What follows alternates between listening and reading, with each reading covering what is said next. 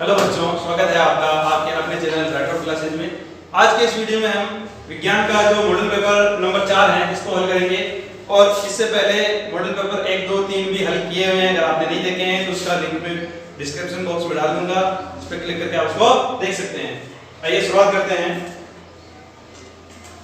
निर्देश हो गए वही हैं, खंड एक से शुरू करते हैं। पहला प्रश्न है, लोहे चूर्ण तनु हाइड्रोक्लोरिक अम्ल डालने से क्या होता है? तो इसका सही उत्तर पर निशान लगाना है।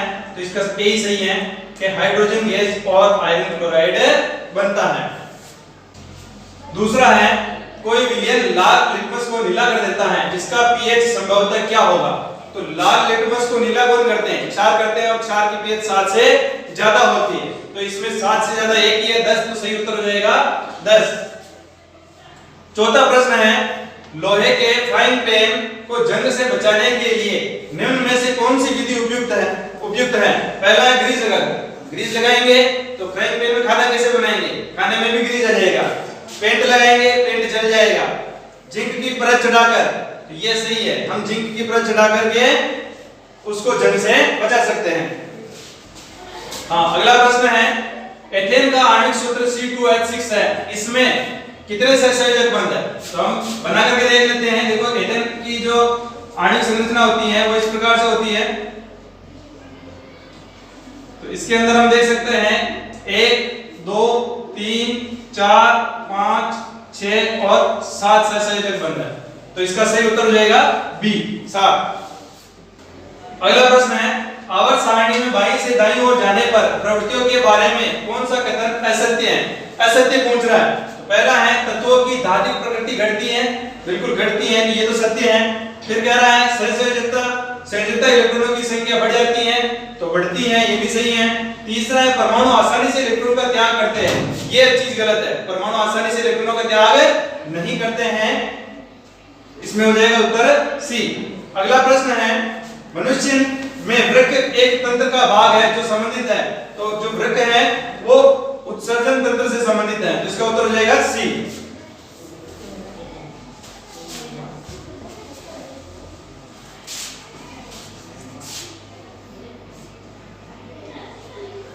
अगला प्रश्न है, मस्तिष्क उत्तरदायी है सोचने के लिए, हृदय स्पंदन के लिए, शरीर का संतुलन बनाने के लिए या सभी?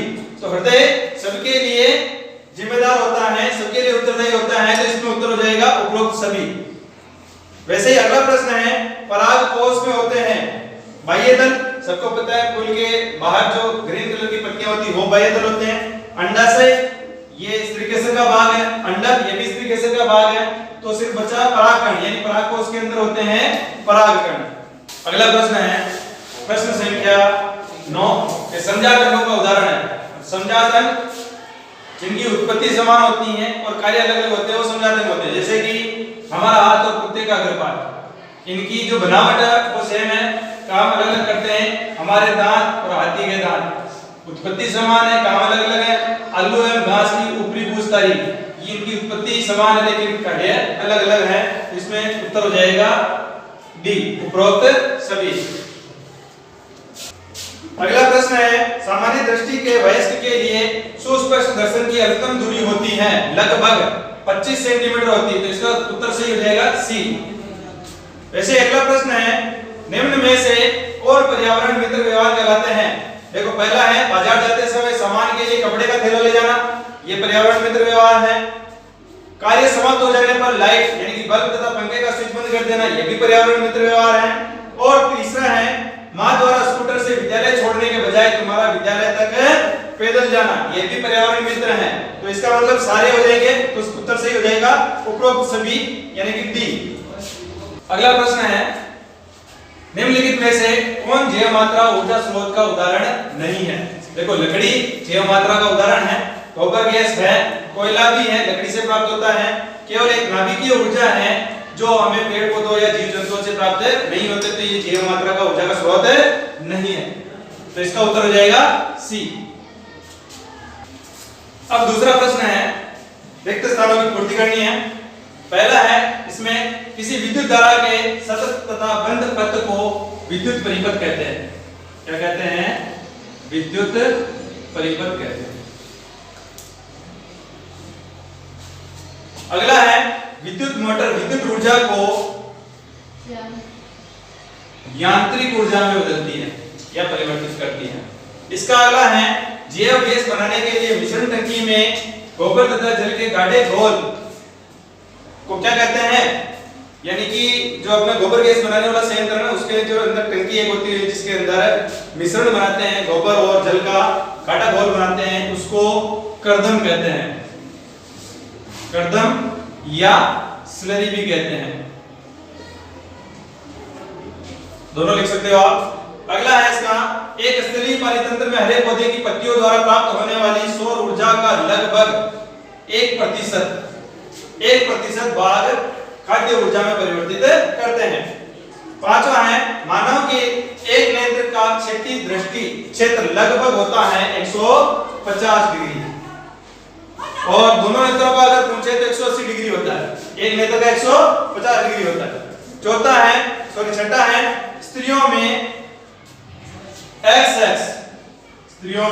XX तथा पुरुष में XY लिंग गुणसूत्र होते हैं। इस प्रकार से इस पेपर के ये सारे रिक्त स्थान पूरे हुए हैं। अब प्रश्न संख्या 3 है, इसमें अति लघुत्तरात्मक प्रश्न है। इसका पहला ही है MPN से क्या तात्पर्य है, तो MPN से तात्पर्य है, MPN का फुल फॉर्म होती है मोस्ट प्रोबेबल नंबर या इनको बोलते हैं हिंदी में सार्वप्रायिक संख्या। दूसरा है एलपीजी का पूरा नाम लिखिए, तो इंग्लिश में है लिक्विफाइड पेट्रोलियम गैस या हिंदी में लिखेंगे तो द्रवित पेट्रोलियम गैस। तीसरा है प्रत्यावर्ती विद्युत धारा उत्पन्न करने वाले स्रोतों का नाम लिखिए, तो प्रत्यावर्ती विद्युत धारा जो उत्पन्न करने वाले होते हैं तो एक एसी जनित्र होता है, एक इन्वर्टर होता है जो हमारे घर में लगता है, जब लाइट चली जाती है तो काम में आता है, तो इन्वर्टर है वो भी प्रत्यावर्ती विद्युत धारा उत्पन्न करता है। तो ये दो स्रोत है। अगला प्रश्न है चौथा, किसी विद्युत परिपथ में दो बिंदुओं के बीच विभवांतर मापने के लिए वोल्टमीटर को किस प्रकार संयोजित किया जाता है, तो ध्यान रखना वोल्टमीटर हमेशा समांतर क्रम या पार्श्व क्रम में संयोजित होता है और अगर एमीटर की पूछे तो वो श्रेणी क्रम में संयोजित होता है। तो यहाँ पर लिख रखा है वोल्टमीटर को हमेशा पार्श्व क्रम में संयोजित किया जाता है। अगर एमीटर पूछेगा तो आपको श्रेणी क्रम करना है, वोल्टमीटर पूछेगा तो आपको पार्श्व क्रम करना है। अगला प्रश्न है परितारिका का कार्य लिखो। ये परितारिका क्या कार्य करती है, ये पुतली के आकार को नियंत्रित करती है, यानी हमारी आंख में जब प्रकाश ज्यादा गिरता है तो हमारी जो पुतली है उसको छोटा कर देती है, जिसकी वजह से प्रकाश अंदर कम जाता है, और अगर जब प्रकाश की कमी होती है तो ये हमारी पुतली को फैला देती है जिससे ज्यादा प्रकाश अंदर जाता है और हम सही देख सकते हैं।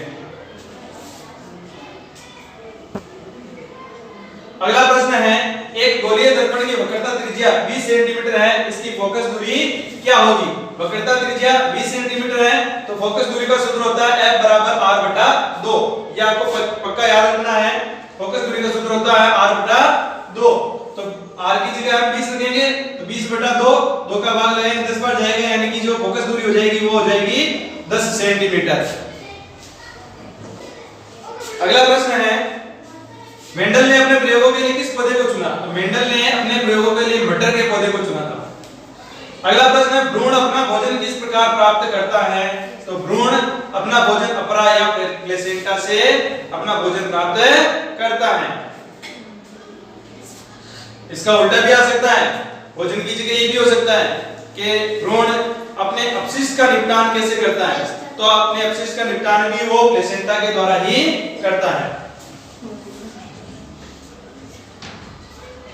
अगला प्रश्न है मेरुरज्जु आघात में किन संकेतों के आने में व्यवधान होगा, तो देखो मेरुरज्जु क्या काम करती है, प्रतिवर्ती क्रिया को प्रतिपादित करती है, तो यहाँ पर हो जाएगा प्रतिवर्ती क्रियाएं संपन्न नहीं हो पाएगी, इसके अलावा सभी सूचनाएं ठीक प्रकार से संचारित नहीं होगी, क्योंकि ये बीच में है तो सूचनाएं भी मस्तिष्क तक पहुंचने में दिक्कत आएगी और वापस आदेश पहुंचने में भी दिक्कत आएगी। इसके अलावा प्रतिवर्ती क्रियाएं तो होगी नहीं, वो डिस्टर्ब हो जाएगी।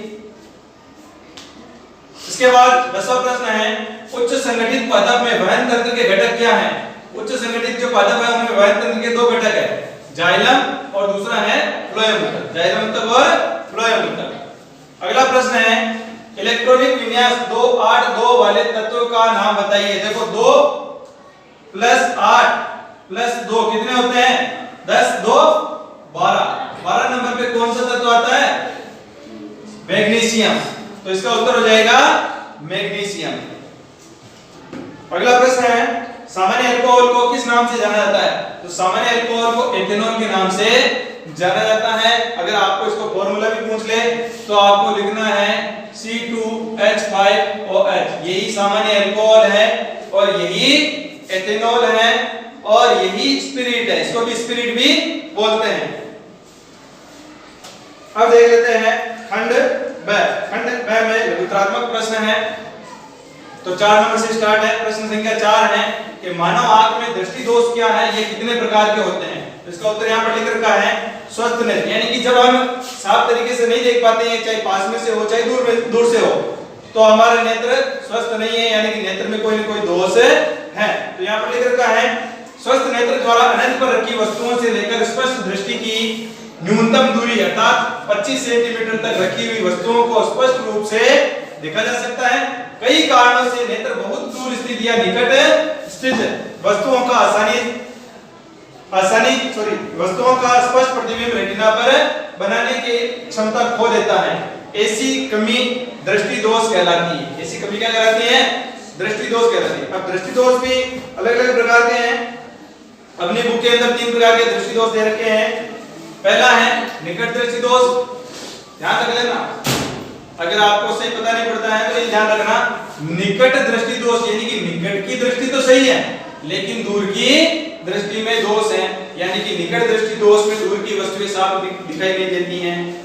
दूसरा है दूर दृष्टि दोष, यानी दूर की तो सही है लेकिन पास की खराब है। दूर दृष्टि दोष होता है तो दूर की सही दिखती है, दूर की तो सही दिखती है लेकिन पास की सही नहीं दिखती है। फिर है जरा दृष्टि दोष, जिसके अंदर दोनों ही दोष होते हैं, ऊपर वाले दोनों ही दोष होते हैं, निकट दृष्टि दोष और जरा दृष्टि दोष दोनों, सॉरी दूर दृष्टि दोष दोनों ही होते हैं। अगला प्रश्न है यदि किसी विद्युत बल्ब के तंतु का प्रतिरोध 1200 ओम है तो बल्ब 220 वोल्ट स्रोत से कितनी विद्युत धारा लेगा? तो देखो दिया गया है विभवांतर तो 220 वोल्ट और तंतु का जो प्रतिरोध है वो 1200 ओम है। तो एक सूत्र लगेगा हमें V बराबर IR का सूत्र लगाना है।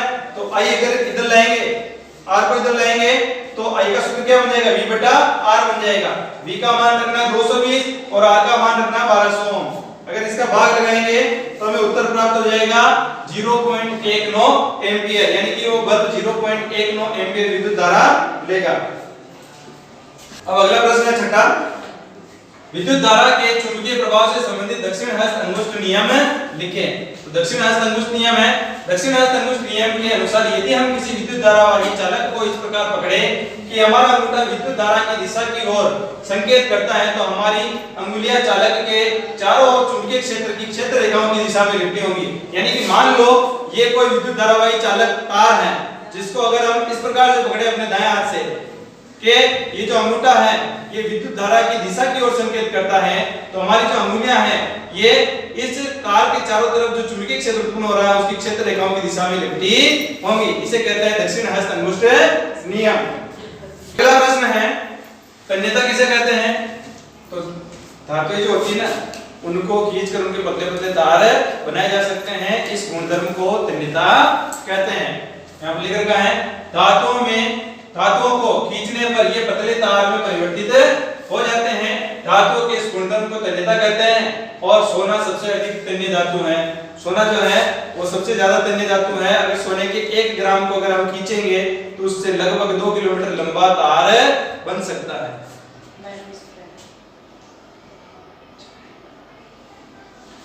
अगला प्रश्न है संयोजन अभिक्रिया क्या है? तो यहाँ पर लिख रखा है संयोजन अभिक्रिया से आपको पता होगी कि जब 2 या 2 से ज्यादा विकारक संयोग करके एक उत्पाद बनाते हैं तो उसे क्या कहते हैं? संयोजन अभिक्रिया कहते हैं। क्या कहते हैं? संयोजन अभिक्रिया कहते हैं। यहाँ पर लिख रखा है कि जब 2 या 2 से अधिक पदार्थ संयोग करके एक नए पदार्थ का निर्माण करते हैं तब उसे संयोजन अभिक्रिया कहते हैं। जैसे उदाहरण लिख रखा है कोयला को ऑक्सीजन की उपस्थिति में जलाने पर कार्बन डाइऑक्साइड गैस बनता है, यानी कोयला जिसमें कार्बन होता है तो इसको जब हम जलाएंगे ऑक्सीजन की उपस्थिति में तो इससे कार्बन डाइऑक्साइड गैस बनती है। इसमें देखो ये पहला विकारक है और ये दूसरा विकारक, दोनों संयोग करके एक नया उत्पाद बना रहे हैं, एकल उत्पाद बना रहे हैं। तो इस प्रकार की जो अभिक्रिया होती है उसको संयोजन अभिक्रिया कहते हैं। एक उदाहरण और लिख रखा है यहाँ पर कि हाइड्रोजन ऑक्सीजन से अभिक्रिया कर जल बनाता है। ये हाइड्रोजन है और ये ऑक्सीजन है, ये दो अभिकारक है, दोनों संयोग करके एकल उत्पाद बना रहे हैं जल। तो ये भी क्या है, एक संयोजन अभिक्रिया है। अगला प्रश्न है 9वां कि लसिका क्या है, इसके कार्यों का वर्णन करें। तो लसिका का यहाँ पर लिख रखा है उत्तक कोशिकाओं के बीच अवस्थित WBC सहित एवं RBC रहित, यानी WBC तो होती है इसमें लेकिन RBC नहीं होती है, रहित रक्त प्लाज्मा लसिका कहलाता है। यानी कि ऐसा प्लाज्मा जिसमें WBC होती है लेकिन RBC नहीं होती है, उसे क्या कहते हैं, लसिका कहते हैं। अब कार्य है, अब लसिका कार्य यहाँ पर लिख रखे हैं। पहला कार्य तो है कि लसिका शरीर की पोषक प्रक्रिया में भाग लेता है। दूसरा का उदाहरण, यह बड़े प्रोटीन अणुओं को उन्हें ऊतकों से रुधिर में ले जाकर परिसंचरण में रखता है और लसिका पोषक प्रक्रिया के लिए पच्चित वसा को भी ले जाता है। दूसरा कार्य क्या है, लसिका ग्रंथियों में उपस्थित लसिका कोशिकाओं की सहायता से शरीर ऊतकों से अप्रवाहित रोगाणुओं को मारकर तथा रोग प्रतिकारकों का निर्माण करके शरीर की रक्षा करता है। यानी कि ये पोषण प्रक्रिया में भी भाग लेता है और ये रोग प्रतिरोधक क्षमता बढ़ाने का कार्य भी करता है। अगला प्रश्न 10वां, वाष्पोत्सर्जन एवं स्थानांतरण में अंतर लिखिए। तो वाष्पोत्सर्जन तो पत्तियों के द्वारा, पत्तियों में जो छिद्र होते हैं छोटे छोटे, उनमें से छिद्र से जल का भाप बनकर निकल जाना, ये तो वाष्पोत्सर्जन कहलाता है। लेकिन स्थानांतरण अलग है। यहाँ पर लिख रखा है पौधों के बाह्य भागों से जल का रंध्रों द्वारा वाष्प के रूप में निष्कासन की क्रिया वाष्पोत्सर्जन कहलाती है। जबकि स्थानांतरण की लिख रखी है यहाँ पर कि पौधों में जल, खनिज लवण और खाद्य पदार्थों के बहुत ऊंचाई तक संचलन को ही स्थानांतरण कहते हैं। अगला प्रश्न है लैंगिक जनन का क्या महत्व है। लैंगिक जनन के कारण जीवों के अंदर विविधता बढ़ती है, जीवों के अंदर जैव विविधता बढ़ती है। यहाँ पर लिख रखा है लैंगिक जनन में संततियां यद्यपि अपने माता पिता के समान होने पर भी उनके अथवा एक दूसरे के समरूप नहीं होते। यानी जैसे माता पिता है तो बच्चे पैदा हो रहे हैं तो सेम के सेम माता पिता जैसे नहीं होते हैं, और अगर भाई बहन भी हैं तो भी वो एक जैसे नहीं होते, उनमें कुछ न कुछ अंतर तो होता है। कारण ये है कि संततियां कुछ जीनों को माता से और कुछ को पिता से प्राप्त करती है। यानी जो संतति पैदा हो रही है वो कुछ जीन तो माता से प्राप्त करती है और कुछ जीन पिता से प्राप्त करती है। अनेक विविध संयोजनों में माता और पिता के जीनों के मिश्रित होने के कारण सभी संततियों में आनुवंशिक विविधताएं होती हैं। इस तरह लैंगिक जनन जीव संख्या में अत्यधिक विविधता को बढ़ावा देता है। यानी विविधता को बढ़ाने का काम कौन करता है, लैंगिक जनन करता है। अगला प्रश्न है नाभिकीय संलयन क्या है। तो इसका उत्तर है नाभिकीय संलयन में दो हल्के नाभिक एक भारी नाभिक बनाने के लिए जुड़ते या संयोजन करते हैं। दो हल्के नाभिकों के रूप में अधिकतर सामान्यतः हाइड्रोजन या हाइड्रोजन समस्थानिक हीलियम नाभिक बनाने के लिए किए जाते हैं।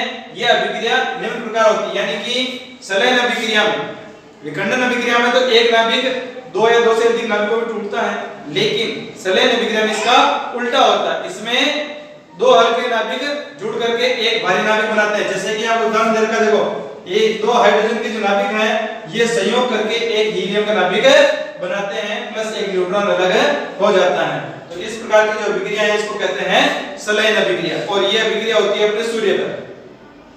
सूर्य जो है ना उसमें जो गर्मी पैदा हो रही है वो इसी अभिक्रिया के कारण पैदा हो रही है। अगला प्रश्न है दूरदृष्टि दोष क्या है। दूरदृष्टि दोष क्या है, जैसा कि मैंने आपको पहले भी बताया था, दूरदृष्टि दोष यानी दूर की नजर तो सही है लेकिन पास की खराब है, तो उसे कहते हैं दूरदृष्टि दोष। यहाँ लिख रखा है दीर्घ या दूरदृष्टि दोष युक्त कोई व्यक्ति दूर की वस्तुओं को तो स्पष्ट देख सकता है परंतु निकट रखी वस्तुओं को स्पष्ट नहीं देख पाता है। इस स्थिति में प्रतिबिंब रेटिना के पीछे बनता है। इसका उपचार भी है, देखो इसके लिए जो चश्मा लगता है उसमें उत्तल लेंस लगाया जाता है। उपयुक्त क्षमता का क्या लगाया जाता है, उत्तल लेंस लगाया जाता है। यहाँ पर लिख रखा है दूरदृष्टि दोष को दूर करने के लिए उचित फोकस दूरी के उत्तल लेंस या अभिसरण लेंस के चश्मे का उपयोग किया जाता है। अगला प्रश्न है प्रश्न संख्या 14, क्या होगा यदि हम एक कोशी स्तर के सभी जीवों को समाप्त कर दें या मार डालें। अगर एक कोशी स्तर को जितने जीव उनको सबको मार देंगे तो पूरी श्रृंखला ही प्रभावित हो जाएगी। जैसे कि सारे पेड़ पौधों को खत्म कर दें तो शाकाहारी क्या खाएंगे? अब शाकाहारी नहीं खाएंगे तो शाकाहारी मर जाएंगे, और शाकाहारी मर जाएंगे तो मांसाहारी क्या खाएंगे? मांसाहारी कुछ नहीं खाएंगे तो वो भी मर जाएंगे। इस प्रकार से इस धरती पर जीवन समाप्त हो जाएगा। यहाँ पर लिख कर देखो, अगर एक कोशी स्तर के सभी जीवों को मार दिया जाए तो इससे पहले वाले स्तर के जीवों की संख्या तेजी से बढ़ती जाएगी, जिससे उनका भोजन तीव्रता से खत्म हो जाएगा, जबकि उससे बाद में आने वाले कोशी स्तर को भोजन नहीं मिल पाएगा, अतः वे भोजन के अभाव में मर जाएंगे। अब अगला प्रश्न है प्रश्न संख्या 15, दो चुंबकीय क्षेत्र रेखाएं एक दूसरे को प्रतिच्छेद क्यों नहीं करती? यह प्रश्न अधिकतर परीक्षा में आता है कि जो चुंबकीय क्षेत्र रेखाएं हैं वो एक दूसरे को प्रतिच्छेद क्यों नहीं करती हैं। देखो जो चुंबकीय क्षेत्र रेखाएं हैं हमें पता है उत्तर से, जैसे कि ये उत्तर है और ये दक्षिण है, तो उत्तर से दक्षिण की ओर चलती है ना, ऐसे चलती हैं। अगर प्रतिच्छेद करेगी, अगर प्रतिच्छेद करेगी, माना कि दो रेखाएं एक क्षेत्र रेखाएं एक दूसरे को प्रतिच्छेद करेगी, तो इस बिंदु पर अगर हम दिक् सूचक को रखेंगे तो सुई किधर इधर निर्देश करेगी या इधर करेगी? पता ही नहीं, किधर करेगी? एक साथ तो दो जगह निर्देश करने से रही, इसलिए ये संभव नहीं है। इसलिए यहाँ पर लिख रखा है यदि दो चुंबकीय क्षेत्र रेखाएं एक दूसरे को प्रतिच्छेद करती हैं तो इसका मतलब है कि प्रतिच्छेद बिंदु पर चुंबकीय क्षेत्र की दो दिशाएं हैं तथा दिक्सूची को रखने पर उसकी सुई दो दिशाओं की ओर संकेत करेगी, जो कि संभव नहीं है। एक सुई दो दिशाओं में एक साथ संकेत नहीं कर सकती है। अगला प्रश्न है खंड ब का अंतिम प्रश्न है 16वां। क्या आप डिटर्जेंट का उपयोग कर बता सकते हैं कि कोई जल कठोर है अथवा नहीं? डिटर्जेंट का उपयोग करके हम नहीं बता सकते। क्यों? क्योंकि डिटर्जेंट जो है वो मृदु जल में भी वही झाग देगा और कठोर जल में भी झाग देगा।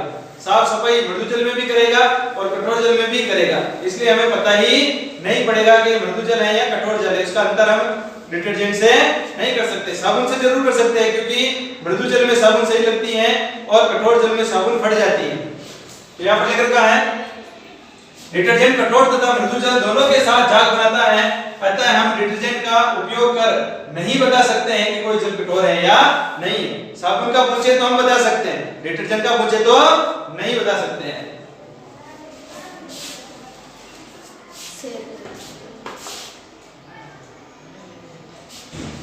अब देख लेते हैं खंड स। खंड स में दीर्घ उत्तरात्मक प्रश्न है। तो प्रश्न संख्या 17 दे रखा है।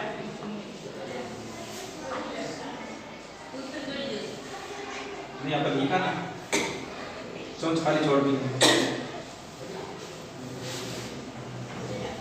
जल के साथ कैल्शियम तथा पोटेशियम।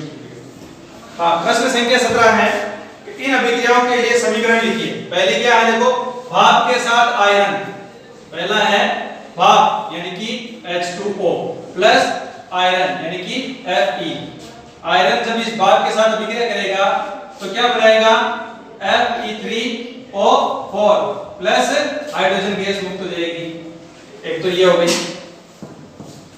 दूसरे में कह रहा है जल के साथ कैल्शियम की अभिक्रिया। कैल्शियम की अभिक्रिया कराएंगे तो क्या बनेगा?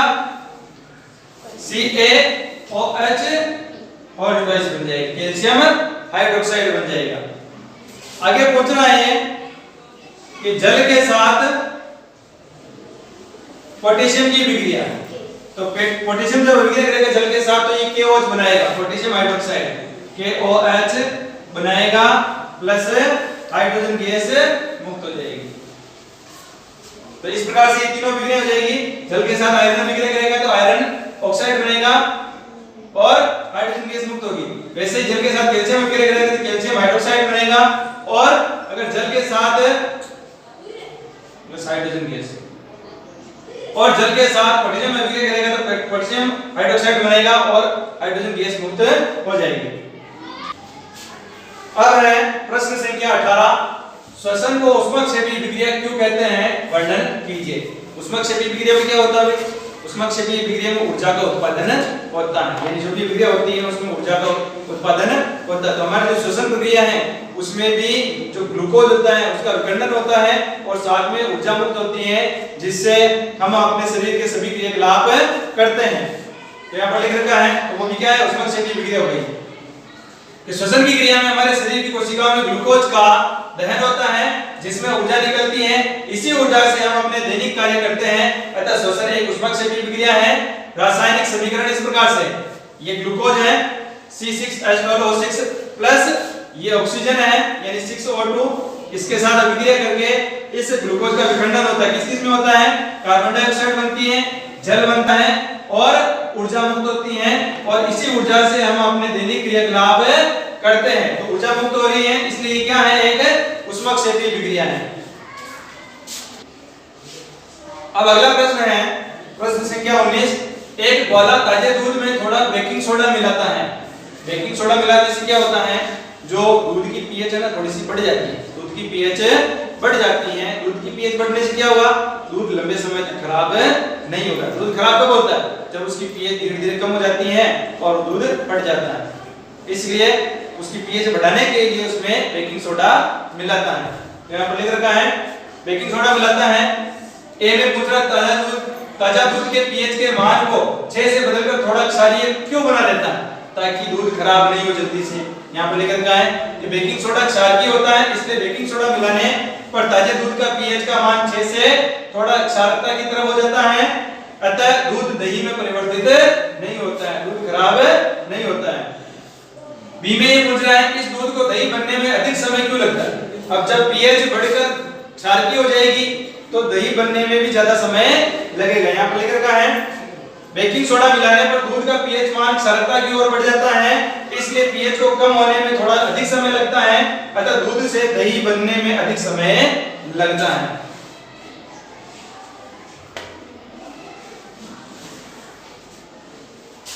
अगला प्रश्न है खंड 6 का अंतिम प्रश्न है 20वां। पादप हार्मोन क्या है।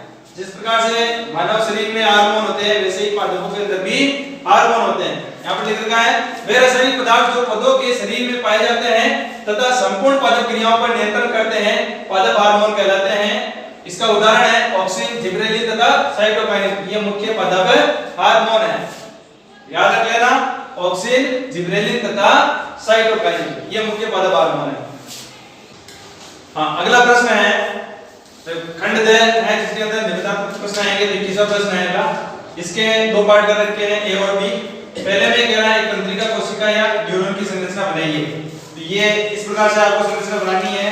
देखो प्रश्न किया जाए कि तंत्रिका तंत्र की क्रियात्मक इकाई और संरचनात्मक इकाई किसे कहते हैं, तो न्यूरॉन को कहते हैं। किसको कहते हैं, न्यूरॉन को कहते हैं, या हिंदी में तंत्रिका कोशिका कहते हैं। इसका चित्र आपको इस प्रकार से बनाना है। ये चित्र है, इसमें बीच में केंद्रक होता है और ये जो जाले बाल जैसी जो संरचनाएं होती हैं इनको ध्रुमिका कहते हैं या ध्रुमास्मिक कहते हैं, और ये जो संरचना होती है इसको कोशिका काय कहते हैं। यहाँ से जो ये शाखा निकलती है इसको तंत्रिकाक्ष कहते हैं, और लास्ट में जो इसका अंतिम सिरा होता है और वापस नई तंत्रिका कोशिका जुड़ती है उसके और इनके बीच में जो जगह होती है इसको सिनेप्स कहते हैं। ध्यान रखना, इसको क्या कहते हैं, सिनेप्स कहते हैं। अब इसके बी में पूछ रहा है इसके कार्यों का वर्णन कीजिए। तो इसके कार्य यहां लिख रखे हैं, न्यूरॉन के कार्य। देखो हमारा तंत्रिका तंत्र तंत्रिका कोशिकाओं को बना होता है, ये दो प्रकार की होती है। एक तो होती है संवेदी तंत्रिका और एक होती है वाहक तंत्रिका या चालक तंत्रिका। संवेदी तंत्रिका क्या करती है, ये तंत्रिकाएं जो ग्राही अंगों से उद्दीपन ग्रहण कर सूचनाओं को मस्तिष्क अथवा मेरुरज्जु तक ले जाती हैं। यानी जो संवेदी कोशिकाएं होती हैं वो सूचनाओं को ग्रहण करके मस्तिष्क तक पहुंचाने का काम करती हैं, और दूसरी जो चालक तंत्रिका होती है ये मस्तिष्क से मिले हुए आदेश को वापस अंग तक पहुंचाने का काम करती है। यहाँ लिख रखा है ये तंत्रिकाएं मस्तिष्क अथवा मेरुरज्जु से आदेश प्रभावी अंगों तक पहुंचाती हैं, ये इनके कार्य हैं। अब अथवा में भी इनका प्रश्न दे रखा है। देखो अथवा में प्रश्न है मानव में वहन तंत्र के घटक कौन कौन से हैं, इन घटकों के क्या कार्य हैं। तो इसका उत्तर भी इसके साथ में लिख रखा है मैंने कि हृदय वाहिनियां में दो तरह की धमनियां और शिराएं तथा रुधिर आदि मानव वहन तंत्र के प्रमुख घटक हैं। ये प्रमुख घटक है। अब इनके कार्य नीचे लिख करके, जैसे कि हृदय है, हृदय क्या करता है? हृदय एक पंप की तरह कार्य करता है जो रक्त को पूरे शरीर में पंपित करने का काम करता है। यानी करता है हृदय एक पंप की भांति कार्य करता है जो रुधिर को शरीर के विभिन्न अंगों से प्राप्त तथा वितरित करता है। फिर धमनियां, धमनियां जो हृदय से शरीर की ओर रक्त को ले जाने वाली जो नलियां होती हैं उनको धमनियां कहते हैं, उनको धमनियां कहते हैं। लिख रखा है धमनियां मोटी भित्ति वाली होती हैं जो हृदय से शरीर के सभी भागों के लिए रुधिर ले जाती हैं, ये लाल होती हैं। फिर शिराएं, शिराएं जो होती है शरीर के विभिन्न अंगों से वापस रुधिर को हृदय में लाके डालती हैं, उनको शिराएं कहते हैं। तो यहाँ पर है ये पतली भित्ति वाली रुधिर वाहिकाएं होती हैं जो शरीर के सभी भागों से रुधिर को वापस हृदय में ले जाती हैं। ये हरे रंग की होती है, हमारे शरीर में देखते हैं ना हरे हरे कलर की नसें दिखती हैं, वो शिराएं हैं। और जो धमनियां होती है वो लाल होती है। इनमें अंतर ध्यान रख लेना। धमनियां हृदय से रुधिर को शरीर के विभिन्न भागों तक ले जाती हैं, जबकि शिराएं शरीर के विभिन्न भागों से रुधिर को हृदय तक लाती हैं। एक अंतर ये हो गया। दूसरा ये है धमनियों की दीवारें जो है वो मोटी होती है, जबकि शिराओं की जो दीवारें वो पतली होती है। दो अंतर हो गए। तीसरा अंतर है धमनियों में कपाट नहीं होते, जबकि शिराओं के अंदर कपाट होते हैं। चौथा अंतर है धमनियों में रक्तदाब अधिक होता है, जबकि शिराओं में रक्तदाब कम होता है। ये इनके अंतर, अगर आप पूछ ले तो बता देना।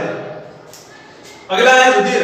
यह एक गहरे लाल रंग का तरल संयोजी ऊतक है जिसमें 3 प्रकार की कोशिकाएं तैरती रहती हैं।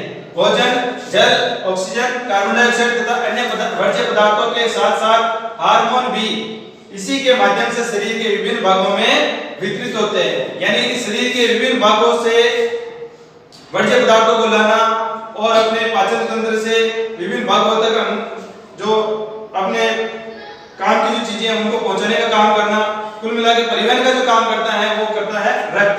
अब रक्त के भी इसके अंदर जो कण होते हैं वो 3 प्रकार के कण होते हैं, लाल रुधिर कणिकाएं, श्वेत रुधिर कणिकाएं और प्लेटलेट्स। यहाँ पर लिख रखा है सबसे पहले लाल रुधिर कणिकाएं या आरबीसी, शॉर्ट फॉर्म में इसकी रेड ब्लड सेल कहते हैं इंग्लिश में, इसलिए लिख रखा है लाल रुधिर कणिकाओं यानी कि आरबीसी में उपस्थित हीमोग्लोबिन ऑक्सीजन को फेफड़ों से शरीर ऊतकों तक पहुंचाने तथा रुधिर में विद्यमान लिंप कार्बन डाइऑक्साइड को शरीर ऊतकों से फेफड़ों तक ले जाने का कार्य करता है।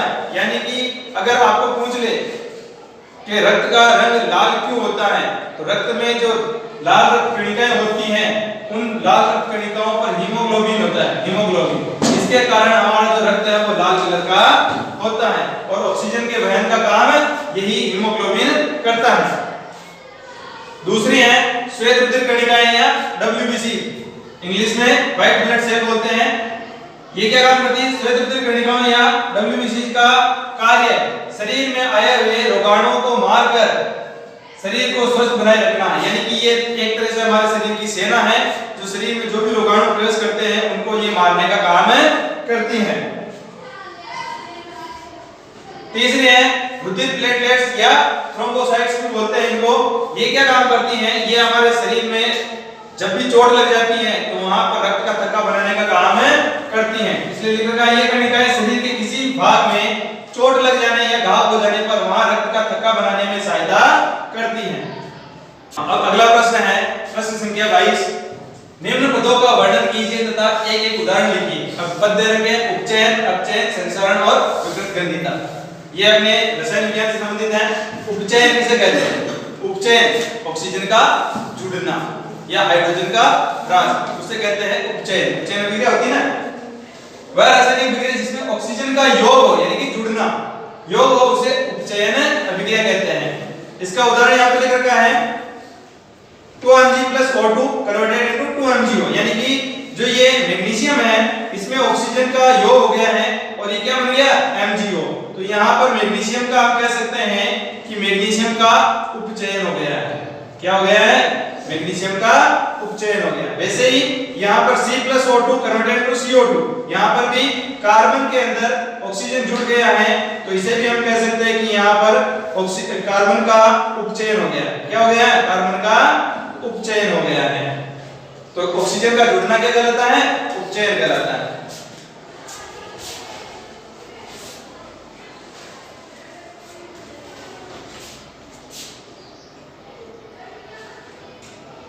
दूसरा है अपचयन। अपचयन उपचयन का उल्टा है, उपचयन में ऑक्सीजन जुड़ती है और अपचयन में ऑक्सीजन घटती है या कमी होती है या ह्रास होता है। तो यहाँ पर लिखा गया है वह रासायनिक अभिक्रिया जिसमें ऑक्सीजन का ह्रास होता है उसे अपचयन अभिक्रिया कहते हैं। जैसे कि जिंक ऑक्साइड है, इसको कार्बन के साथ अभिक्रिया करवाते हैं तो कार्बन मोनोऑक्साइड बन जाता है, जिंक अलग हो जाता है, यानी जिंक ऑक्साइड का क्या हो जाता है, अपचयन हो जाता है। जिंक ऑक्साइड का क्या हो जाता है, अपचयन हो जाता है। वैसे ही ये अगर कॉपर ऑक्साइड को हाइड्रोजन के साथ अभिक्रिया करवाएंगे तो कॉपर ऑक्साइड से कॉपर अलग हो जाता है, यानी ऑक्सीजन निकल गई है, तो इसका क्या हो जाएगा, अपचयन हो जाएगा। ये अपचयन अभिक्रिया है और इसका उदाहरण है।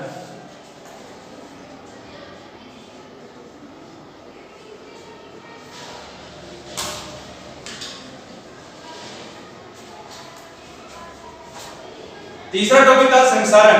संसारण किसे कहते हैं, जब भी हम लोहे को या कोई धातु वाली जो चीजें हैं उनको हम खुला छोड़ देते हैं तो नमी के कारण, हवा के कारण और इसमें जंग लग जाता है, खराब होने लगती है, तो उसे संसारण कहते हैं।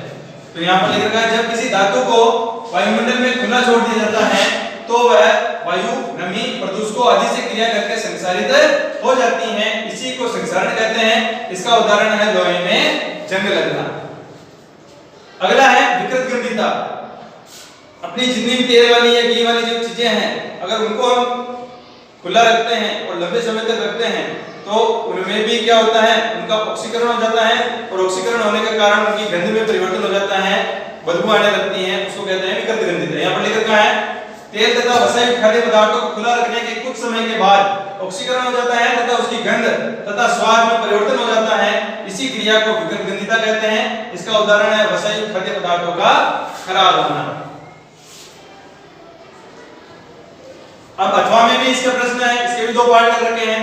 पहला है वियोजन अभिक्रिया किसे कहते हैं और दूसरा है पुनः वियोजन अभिक्रियाओं के एक एक समीकरण लिखिए जिनमें ऊष्मा, प्रकाश एवं विद्युत के रूप में ऊर्जा प्रदान की जाती है। पहले देख लेते हैं अपन कि वियोजन अभिक्रिया कहते हैं किसे, एक के अंदर ऐसी अभिक्रिया जिसमें एक अभिकारक दो अथवा अधिक उत्पादों में टूटता है उसे वियोजन अभिक्रिया कहते हैं। ऐसी अभिक्रिया जिसमें एक अभिकारक दो या दो से ज्यादा उत्पादों में टूटता है उसे क्या कहते हैं, वियोजन अभिक्रिया। यानी ये संयोजन की विपरीत अभिक्रिया है। संयोजन में दो अभिकारक जुड़ते हैं, एक उत्पाद बनाते हैं, और वियोजन में एक अभिकारक टूटकर दो या दो से ज्यादा उत्पाद बनाता है। अब इसके उदाहरण यहाँ पर लिख रखे हैं बी में। पहला है उसमें वियोजन अभिक्रिया। उसमें वियोजन अभिक्रिया का ये उदाहरण है CaCO3 यानी कैल्शियम कार्बोनेट, जिसको हम चूना पत्थर भी कहते हैं, सादा चूना पत्थर होता है। इसको हम जब गर्म करते हैं तो ये कैल्शियम ऑक्साइड यानी कि बिना वजह चूना और कार्बन डाइऑक्साइड गैस दो टुकड़ों में टूट जाता है। ये एक अभिकारक है, एक अभिकारक को जब गर्म करते हैं तो ये कैल्शियम ऑक्साइड और कार्बन डाइऑक्साइड दो उत्पादों में टूट जाता है। एक उदाहरण तो ये हो गया, ये तो उसमें वियोजन का, क्योंकि इसको हम गर्म कर रहे हैं।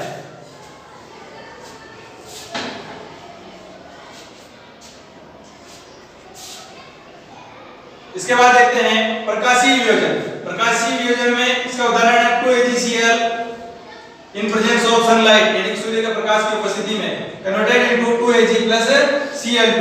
ये AgCl जो है ये सूर्य के प्रकाश में टूटकर सिल्वर और क्लोरीन गैस में दो टुकड़ों में टूट जाता है, यानी दो उत्पाद बना लेता है। ये एक अभिकारक है और ये दो उत्पाद है, दो उत्पादों में टूट जाता है। तो ये क्या है, प्रकाशीय वियोजन। ये प्रकाशीय वियोजन का उदाहरण है। एक और उदाहरण है AgBr सिल्वर ब्रोमाइड, और वो श्याम श्वेत फोटोग्राफी में इसका उपयोग किया जाता है। तो प्रश्न आ जाए कि श्याम श्वेत फोटोग्राफी में किसका उपयोग किया जाता है, तो वहां पर आप लिखोगे सिल्वर ब्रोमाइड। अगर फॉर्मूला लिख रखा है तो आप AgBr पर राइट करोगे। इसके बाद तीसरा उदाहरण पूछ रहा था ये कि विद्युतीय वियोजन अभिक्रिया। तो विद्युतीय वियोजन में हम क्या करते हैं, जब जल को एक पात्र में लेकर के थोड़ा सा उसके अंदर अम्ल या नींबू पानी मिला सकते हैं, उसके बाद जब उसका विद्युत अपघटन कराते हैं यानी विद्युत प्रवाहित कराते हैं तो वो हाइड्रोजन गैस और ऑक्सीजन गैस में अलग अलग टूट जाता है। यानी जल को हम जब विद्युत अपघटन कराते हैं तो कैथोड पर तो हाइड्रोजन गैस मुक्त होती है और एनोड पर ऑक्सीजन गैस मुक्त हो जाती है। यहाँ पर भी एक अभिकारक है और दो उत्पाद है, तो ये विद्युतीय वियोजन का उदाहरण है। अब अंतिम प्रश्न है इस पेपर का, प्रश्न संख्या 23, जिसके तीन पार्ट करके A, B और C। पहला है अम्लीय वर्षा का कारण व इसके दो कुप्रभावों को लिखिए। तो अम्लीय वर्षा का कारण यहाँ पर लिख रखा है। अम्लीय वर्षा जब वर्षा के जल की पीएच का मान 5.6 से कम हो जाता है, ये याद रखना। वर्षा की जल के जो पीएच है उसका मान कितना होना चाहिए, 5.6 से कम हो जाता है, तब जो वर्षा होती है उसको हम अम्लीय वर्षा कहते हैं। कम हो जाता है तब वह अम्ल वर्षा कहलाती है। कुप्रभाव क्या है, देखो अम्लीय वर्षा का जल जब नदी में प्रवाहित होता है तो नदी के जल का पीएच मान भी कम हो जाता है। ऐसी नदी में जलीय जीवधारियों की उत्तरजीविता कठिन हो जाती है, यानी कि जल के अंदर रहने वाले जो जीव जंतु हैं वो मरने लगते हैं। दूसरा है अम्लीय वर्षा के संपर्क में आने पर चर्म रोग हो सकता है, यानी कि वो जो अम्लीय वर्षा होती है अगर हम उसमें स्नान करेंगे किसी कारण से गीले हो जाते हैं तो हमारे जो चमड़ी है उसमें रोग हो जाता है, चर्म रोग हो सकता है। अब बी में ये पूछ रहा था हाइड्रोक्लोरिक यानी कि HCl HNO3 अति जलीय विलयन में अम्लीय अभिलक्षण क्यों प्रदर्शित करते हैं, जबकि अल्कोहल एवं ग्लूकोज जैसे यौगिकों के विलयनों में अम्लीयता के अभिलक्षण नहीं प्रदर्शित होते। देखो अम्ल जितने भी होते हैं जब उसको विलयन अवस्था में लाते हैं, जल मिलाते हैं तो वो हाइड्रोजन आयन प्रदान करते हैं। हाइड्रोजन आयन के कारण ही उनका जो गुण है वो अम्लीय होता है। लेकिन जब अल्कोहल का हम विलयन बनाते हैं तो उसमें कोई हाइड्रोजन आयन मुक्त नहीं होते हैं, इसलिए वो अपना अम्लीय गुण प्रदर्शित नहीं करता है। इसलिए यहाँ पर लिख रखा है इसका उत्तर कि HCl HNO3 आदि जलीय विलयन में आयनित होकर H पॉजिटिव आयन तथा ऋणायन देते हैं, अतः ये अम्लीय गुण दर्शाते हैं, क्योंकि अम्ल वे होते हैं जो जलीय विलयन में H पॉजिटिव आयन देते हैं। लेकिन अल्कोहल एवं ग्लूकोज के जलीय विलयन में H पॉजिटिव आयन नहीं बनते क्योंकि इनमें सहसंयोजी गुण होता है, अतः ये अम्लीयता प्रदर्शित नहीं करते हैं। अब इसके सी में पूछ रहा है सोडियम हाइड्रोजन कार्बोनेट के विलयन को गर्म करने पर क्या होगा, इस अभिक्रिया के लिए समीकरण लिखिए। तो ये यहाँ पर लिख रखी है मैंने कि सोडियम हाइड्रोजन कार्बोनेट के विलयन को गर्म करने पर Na2CO3 यानी कि सोडियम कार्बोनेट H2O यानी कि जल तथा कार्बन डाइऑक्साइड गैस प्राप्त होती है, और इसकी समीकरण यहाँ पर लिख रखी है। ये NaHCO3 है, इसको हम जब गर्म करते हैं तो इससे सोडियम कार्बोनेट बनता है, जल बनता है और कार्बन डाइऑक्साइड गैस मुक्त होती है। इस प्रकार से इसकी अभिक्रिया हम लिख सकते हैं। अब इसके अथवा में दे रखा है कि निम्नलिखित को सुमेलित करो। सुमेलित करना है CSO4.2H2O, ये जिप्सम का सूत्र है। तो जिप्सम इनमें से कहां काम आता है, जिप्सम खेती में काम आता है तो कृषि से मिला देंगे इसको। वैसे ही CaOCl2 विरंजक चूर्ण भी बोलते हैं इसको, इसका उपयोग विरंजन करने के काम में लिया जाता है इसको, यानी कि जो कपड़े हैं उनको साफ करने में इसका उपयोग होगा, तो इसको मिला देंगे हम लॉन्ड्री से। फिर है NaHCO3 यानी कि सोडियम बाइकार्बोनेट, या इसे हम खाने का सोडा भी बोलते हैं, इसका उपयोग होता है केक में। फिर है Na2CO3.10H2O, ये धावन सोडा बोलते हैं इसको, सोडियम कार्बोनेट है और धावन सोडा बोलते हैं। तो धावन सोडा बोरेक्स पाउडर बनाने में काम आता है, तो इसको मिला देंगे बोरेक्स से। अब इसके बी में पूछ रहा है ये कि धातु कार्बोनेट यानी कि Na2CO3 तथा धातु हाइड्रोजन कार्बोनेट NaHCO3 की तनु हाइड्रोक्लोरिक अम्ल यानी कि HCl से क्रिया करवाने पर कौन सी गैस बनती है तथा इसे चूल्हे के पानी में प्रवाहित करने पर क्या होगा। तो इसका उत्तर यहाँ लिख रखा है कि धातु कार्बोनेट तथा धातु हाइड्रोजन कार्बोनेट को तनु हाइड्रोक्लोरिक अम्ल से क्रिया करवाने पर CO2 गैस निकलती है तथा लवण व जल बनता है। प्राप्त CO2 गैस को चूल्हे के पानी में प्रवाहित करने पर CaCO3 यानी कैल्शियम कार्बोनेट का श्वेत अवक्षय बनता है तथा अत्यधिक मात्रा में कार्बन डाइऑक्साइड गैस प्रवाहित करने पर कैल्शियम हाइड्रोजन कार्बोनेट बन जाएगा, जिसके कारण क्या होगा, इसका सूत्र है CaHCO3 बनने के कारण विलयन पुनः रंगहीन हो जाता है।